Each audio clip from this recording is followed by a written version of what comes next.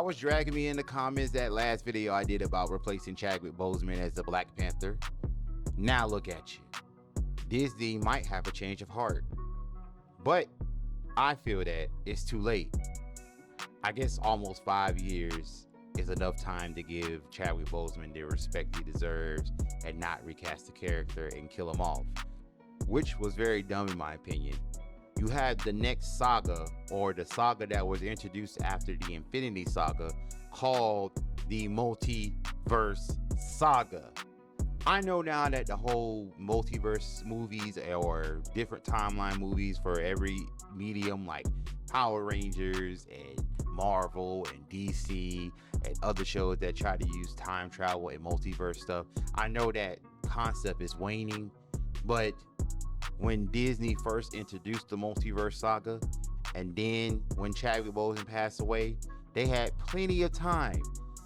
But no, I guess since Wakanda Forever was already in production, already in pre-production, they just told Ryan Coogler to write the script again to give us the movie that we got, which was very bad, by the way. Nobody remembers that movie. Nobody goes back to watch that movie. And if you do go back and watch that movie, something is wrong with you.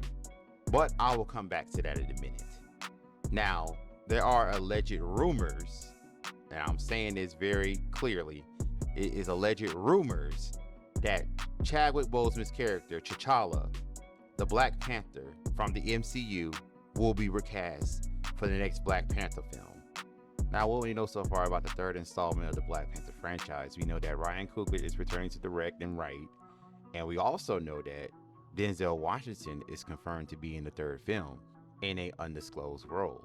Now, I could probably assume that Denzel Washington will probably be an older T'Challa from the multiverse, which is pure speculation on my part, because I feel like that's the only character that I can see him playing in the MCU.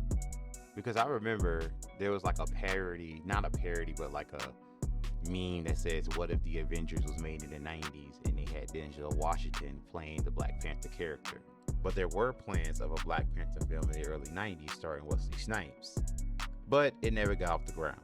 In my opinion, it probably would have been a decent film, but we never got the fantastic movie known as Blade from Wesley Snipes. Now back to the recasting of the character T'Challa in the MCU. Now, as of right now, Marvel Studios' T'Challa, aka the Black Panther, may be recast if the MCU is rebooted following 2027's Avengers Secret Wars. Now, this has been going around for a while now, a reboot of the MCU. But it's not a hard reboot, but a soft reboot.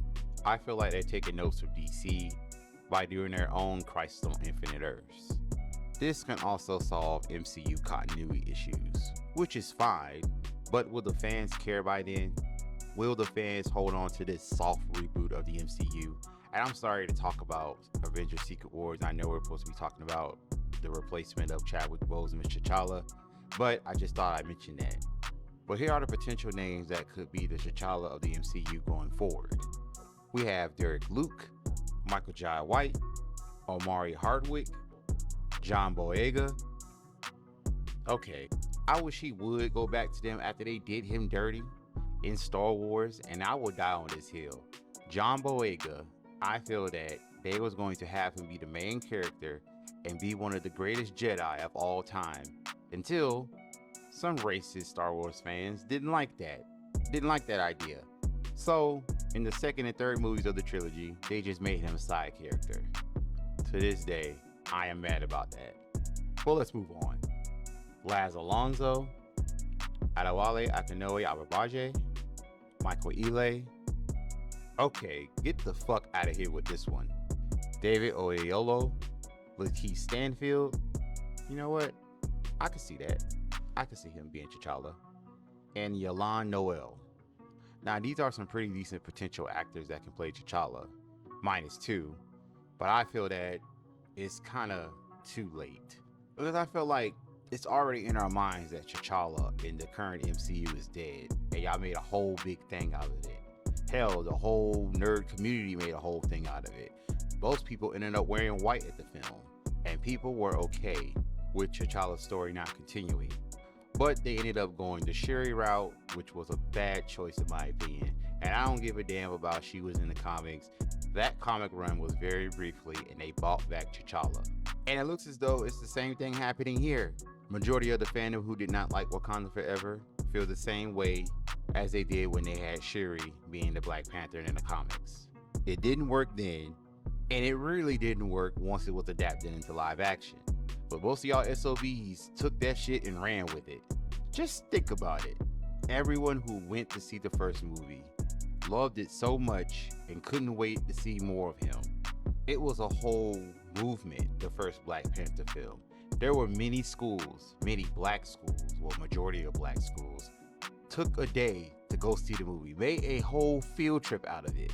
And instead of just continue on with T'Challa's story, they just went with the pandering of the feminist agenda and thought that it was going to have a good movie on their hands and make another $1 billion.